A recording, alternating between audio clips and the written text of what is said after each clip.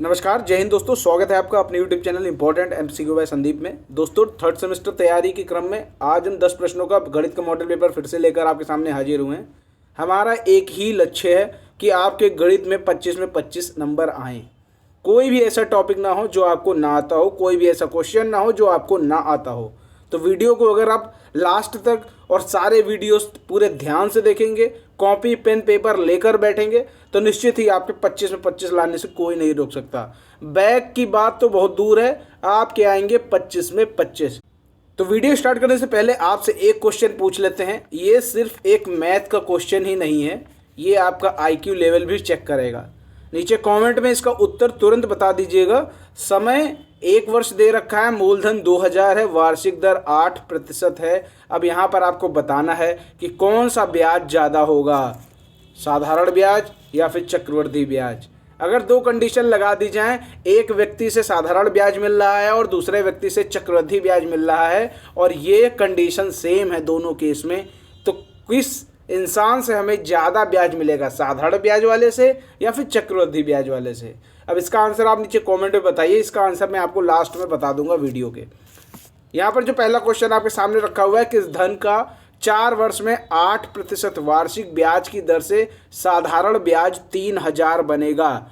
यहाँ पर आपको क्या क्या दे रखा है ये पहले देख लो। देखो, साधारण ब्याज दे रखा है, आपको 4 वर्ष यानी समय दे रखा है, वार्षिक दर दे रखी है। तो अब यहाँ पर आप सिंपल फॉर्मूला SI वाला लगा सकते हैं, simple interest equal to PRT upon 100। P मतलब मूलधन, R मतलब rate, T for time. Clear? SI यानी सिंपल इंटरेस्ट यानी 3000 रुपये दे रखा है। P यानी मूलधन नहीं दिया, इसको एज इट इज रख देते हैं। R दे रखा है, रेट 8% है और टाइम कितना दे रखा है, 4/100। अब इसको सॉल्व कर लो, 4 को 100 से काटो तो 25 आ जाएगा। 25 बराबर के उस तरफ ले जाओ, 3000 गुणे 25 और ये 8 मल्टीप्लाई में है, बराबर के उस तरफ चला जाएगा तो डिवाइड में हो जाएगा।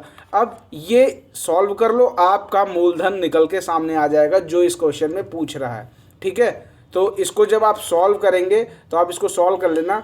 8 से 3000 को जब काटोगे तो ये आपका आएगा 8 3 24, 6 बचा, 8 7 56, 4 बचा, 8 5 40, 375 गुणे 25। 375 गुणे 25 करोगे 9375, ये आपका आंसर आ जाएगा। तो मूलधन यहाँ पर निकल के आ गया 9375। तो ये चीज़ आपके समझ में आ गई। 9375 धन पर 4 वर्ष में 8% वार्षिक ब्याज की दर से साधारण ब्याज कितना बनना है, 3000 बनना है। सीधा फार्मूला अप्लाई किया, जो जो दे रखा है फॉर्मूले में वो अप्लाई कर दिया और आपका मूलधन निकल के आ गया। नेक्स्ट क्वेश्चन पर आते हैं। अगला क्वेश्चन है, कक्षा 6 के 8 छात्रों के अंक दे रखे, इनका समांतर माध्य निकालना है। समांतर माध्य निकालना कितना आसान है, कल ही बता चुके हैं। ठीक है, यहाँ पर क्या करोगे, संख्याओं का योग ले लो। अब यहाँ पर अंक आ रहे हैं तो हम यहाँ पर अंक लिखते हैं, अंकों का योग बटे कुल छात्र। कितने छात्र हैं, 8 हैं। इन सभी का आप क्या कर लो, योग कर लो। 40 + 23 + 48 + 42, इसी तरह करके +47 + 33 + 35 + 30, इन सबको डिवाइड कर दो 8 से। ठीक, इन सभी को जोड़ दो और 8 से डिवाइड कर दो। क्या आएगा नीचे आप कमेंट में हमें बताओ। ठीक है, अब इसको सॉल्व करने में हम टाइम वेस्ट नहीं करेंगे। वीडियो कम से कम मिनट का बनाया जाए जिससे आपको अधिक से अधिक लाभ हो। अब इसका क्या आंसर आएगा नीचे कमेंट में बताइए। यहाँ पे जो तीसरा क्वेश्चन है, एक घन की कोर 8 सेंटीमीटर है, घन का आयतन ज्ञात करो। देखो, आपके कोर्स में घन और घनाभ है। ठीक है, तो घनाभ में क्या होता है, लंबाई चौड़ाई ऊंचाई अलग अलग होती है, लेकिन घन में क्या होता है, लंबाई चौड़ाई ऊंचाई सब सेम होती है। जैसे आपने वर्ग देखा होगा, वर्ग में क्या होता है, लंबाई चौड़ाई सेम होती, उसी तरह घन में लंबाई चौड़ाई ऊंचाई तीनों सेम होती है। तो यहाँ पर कोर दे रखी है यानी एक साइड दे रखी है 8 सेंटीमीटर, तो घन का आयतन का फार्मूला सीधा सीधा लगा दो, a क्यूब। 8 का क्यूब करो, क्योंकि भुजा यहाँ पर कितनी है, 8 है, तो 8 का क्यूब करेंगे तो आपका आंसर आ जाएगा 512 घन सेंटीमीटर। क्लियर हो गई बात। तो ये आयतन के यहाँ पर सीधा सीधा फॉर्मूला लगा देंगे, आपका आंसर आ गया। नेक्स्ट क्वेश्चन पर आते हैं। 15, 16, 12, 14, 18 व 15 की मध्यिका ज्ञात करो। जब भी मध्यिका ज्ञात करने की बात आएगी तो सबसे पहले इन्हें हम आरोही क्रम में सजाएंगे। आरोही क्रम याद रखिएगा। तो सबसे पहले आएगा 12, फिर आएगा 14, फिर आएगा 15, फिर 15 आएगा, फिर 16 आएगा, फिर 18 आएगा। आप गिन सकते हैं 6 नंबर्स हैं यहाँ पर और सभी को आरोही क्रम में सजा दिया गया है। अब इसका फॉर्मूला देख लो। सबसे पहले ये देख लो इसमें कितने हैं नंबर्स। 1 2 3 4 5 6 नंबर हैं। एन की संख्या कितनी है? 6 है, यानी सम है। देखो जब भी सम हो तो उसके लिए अलग सूत्र है। जब संख्याएं विषम हो, मान के चलो यहाँ पर 7 संख्याएं होती तो वो विषम संख्या बन जाती, तो 7 जब होगी तो उसका अलग सूत्र बनेगा। अब यहाँ पर इसका सूत्र लगाओ। मध्यिका का सूत्र क्या होता है? n/2वें पद का मान प्लस n/2 प्लस 1वें पद का मान, ठीक। और इन सभी को डिवाइड करना है 2 से। तो n कितना है? 6। ध्यान से देखना, इसका एक स्टेप मैं मिस कर रहा हूँ, लेकिन आपको मिस नहीं करना है जब परीक्षा के टाइम पेपर को सॉल्व करना है। n/2, 6/2 कितना होता है? 3। 3वें पद का मान कौन सा है? 1 2 3, ये रहा तीसरा पद। तो इसका यहाँ मान लिख लेते हैं प्लस n/2। n कितना है? 6/2 यानी 3 प्लस 1, 3 प्लस 1 यानी 4। तो चौथे पद का मान लिखना 1 2 3 4/2। तो 15 प्लस 15 30, 30/2 बराबर 15। तो यहाँ पर आपकी मध्यिका क्या निकल के आ गई?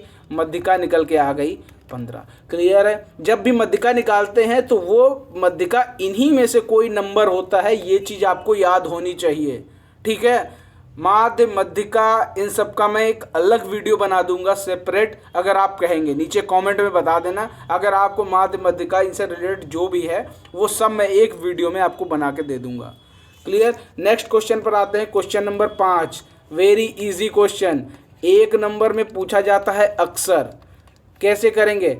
अंदर अंदर वालों का मल्टीप्लाई, बाहर बाहर वालों का मल्टीप्लाई। 3 × x = 3x, 8 × 15, ठीक है। इसको हम लोग जनरली क्या करते हैं? इसको हम लोग मल्टीप्लाई नहीं करते हैं। 8 × 15 मतलब 15 8 120। आप सीधा लिख दो। 120 लिखोगे गलत नहीं है, लेकिन उसको कैलकुलेशन करने में आगे कठिनाई होगी, तो इसको हम लोग ऐसे ही लिख दे 8 × 15। अब यहाँ से 3 हटाएंगे, यहाँ 3 मल्टीप्लाई में है तो इधर आएगा तो डिवाइड में हो जाएगा। 3 × 5 = 15, ठीक। तो x की वैल्यू कितनी आ जाएगी? 8 × 5 = 40। क्लियर हो गई बात। देखो आसानी से जितना भी क्वेश्चन हो सके आसानी से करने का प्रयास करो। किसी भी क्वेश्चन को ज़बरदस्ती कॉम्प्लिकेटेड मत बनाओ। क्लियर? आगे बढ़ते हैं। यहाँ समझ गए आप कैसे करना होता है? अंदर अंदर वालों का गुणा और बाहर बाहर वालों का गुणा, ठीक है। अब आसानी से इसको सॉल्व कर लो। अब ये तो बताने की ज़रूरत नहीं है कि ये इधर मल्टीप्लाई में है, बराबर के उस तरफ जाएगा तो ये डिवाइड में हो जाएगा। ये सब तो इतने तो ब्रिलियंट हो ही तुम लोग। चलो आगे देखते हैं। क्वेश्चन नंबर 6, महेश को कुल कितना धन वापस मिलेगा यदि उसने 5,000 रुपये की धनराशि 5 वर्ष के लिए 12% वार्षिक चक्रवृद्धि ब्याज पर किसी को दिया हो? भाई साहब बहुत ज़्यादा ब्याज मिल रहा है। इतना ब्याज अगर मिल जाए किसी को तो पैसे देने वाले के लिए बहुत ही अच्छी बात है। 12% बहुत होता है। महेश को कुल कितना धन वापस मिलेगा, यानी ये पूछ रहे हैं कि कुल कितना धन वापस मिलेगा, यानी ये मिश्र धन की बात कर रहे हैं। मिश्र धन में क्या क्या सम्मिलित होता है? मिश्र धन में ब्याज सम्मिलित होता है और मूलधन सम्मिलित होता है, ठीक है। तो ये मिश्र धन पूछ रहे हैं। अब यहाँ पर बात है चक्रवृद्धि ब्याज की, तो चक्रवृद्धि ब्याज के लिए हम लोग चक्रवृद्धि वाला फॉर्मूला लगाएंगे। AP1 + R/100n। क्लियर? अब यहाँ पर A निकालना है। P कितना है? 5,000। 1 + R कितना दे रखा है? 12%/100। और पावर कितनी है? मतलब ये n मतलब टाइम 5, ठीक। अब इसको आप आसानी से सॉल्व कर लो। जो भी आंसर आएगा आप अपने हिसाब से सेट कर लो। 5,000, 1 + 12 और 100, ये कितने से डिवाइड हो जाएगा? 4 से।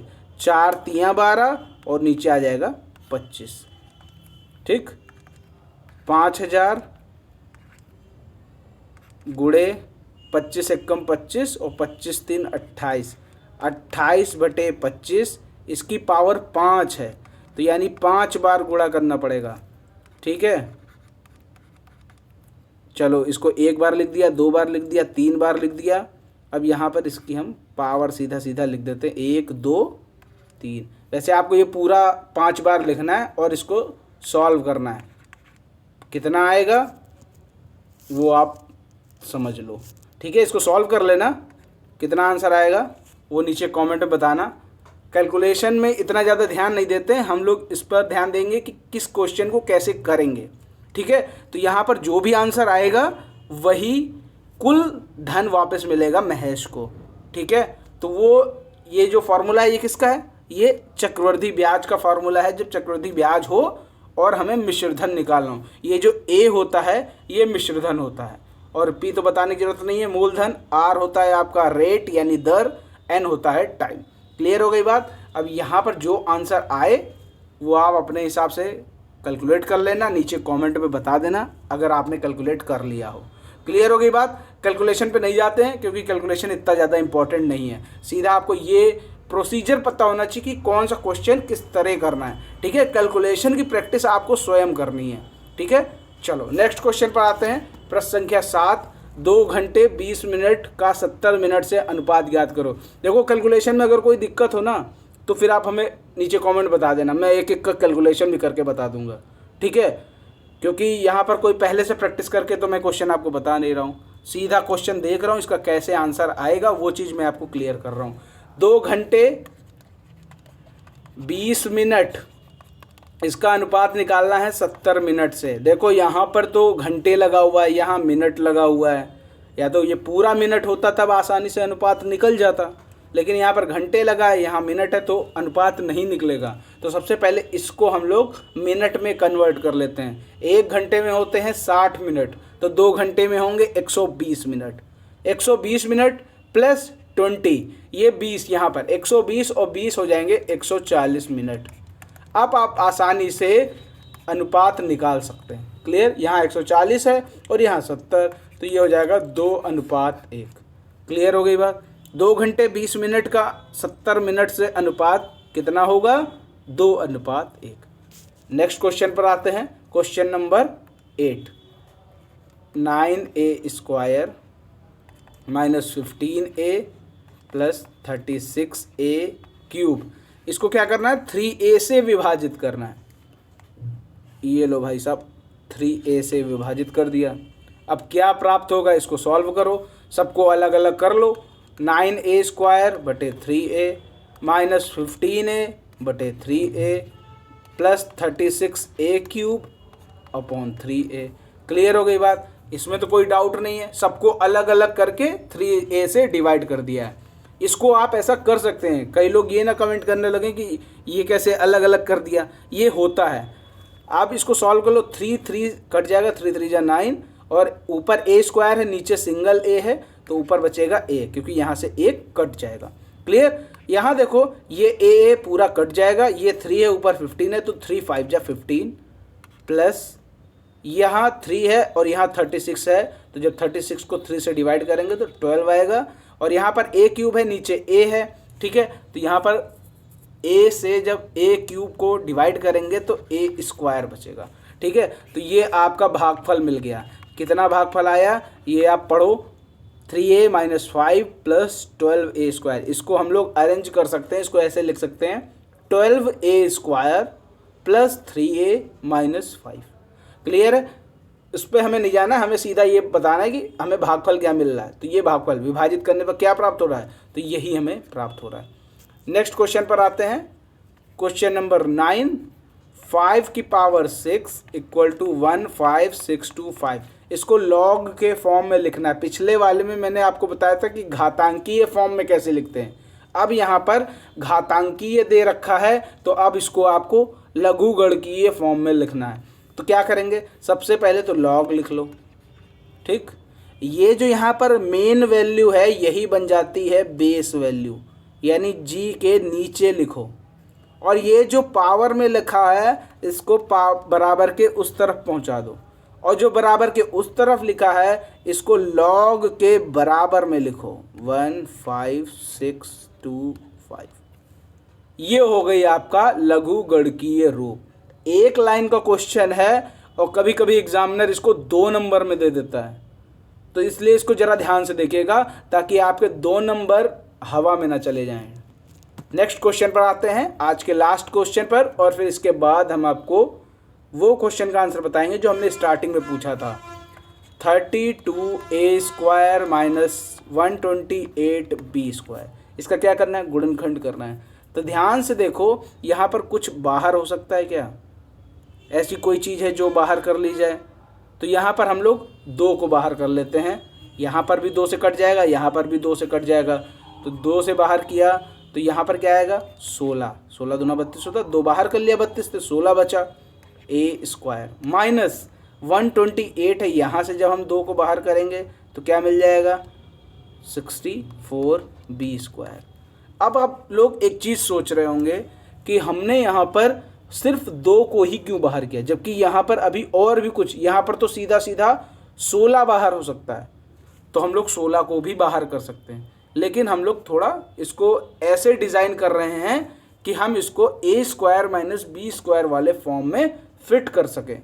ठीक है, अगर आप पूरा 16 और बाहर निकाल लो तब भी कोई गड़बड़ नहीं होगी, आप उसको भी आसानी से कर सकते हो। मैं दोनों तरीके करके बता दे रहा हूँ। देखो, अब यहाँ पर 16a² है, तो जो 16 होता है इसको 4² के फॉर्म में लिखा जा सकता है, तो हम इसको लिख देते हैं 4a² माइनस ये 64 है, इसको हम लोग 8² के फॉर्म में लिख सकते हैं, तो 8b² यहाँ पर लगा देते हैं। ठीक, इसको बड़ा बना देते हैं थोड़ा। क्लियर हो गई बात। अब यहाँ देखो a² माइनस b², इसका फॉर्मूला होता है a प्लस बी एक ब्रैकेट में और दूसरे ब्रैकेट में a minus B, 4a minus 8b एक ब्रैकेट में, 4a प्लस 8b एक ब्रैकेट में। अब यहाँ पर कुछ आपको कॉमन दिख रहा है, यहाँ पर 4 आपको पूरा पूरा कॉमन दिख रहा है। क्लियर, कितना कॉमन दिख रहा है 4, तो 4 को हम लोग क्या कर लें, 4 को हम बाहर कर लेते। देखो इसमें भी 4 है, इसमें भी 4 है, 4 दूना 8, इसमें भी 4 है और इसमें भी 4 है, तो 4 को बाहर कर लेंगे। जब 4 को बाहर करेंगे तो 4 दूना 8 हो जाएगा। ठीक, अब यहाँ से जब 4 ले लेंगे तो यहाँ बचेगा a और यहाँ पे बचेगा माइनस का 2b। यहाँ से जब हम 4a में 2 को बाहर ले लेंगे, सॉरी 4 को बाहर ले रहे हैं, तो यहाँ पर a बचेगा, और 8b में जब हम 4 को बाहर ले रहे हैं तो यहाँ पर बचेगा 2b। क्लियर हो गई बात। 8 ब्रैकेट में a माइनस 2b और a प्लस 2b।